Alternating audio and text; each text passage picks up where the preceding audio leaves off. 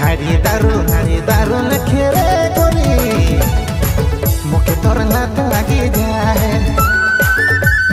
हारी दारू लखेरे रानी मुखे तोर लात लगी जाए।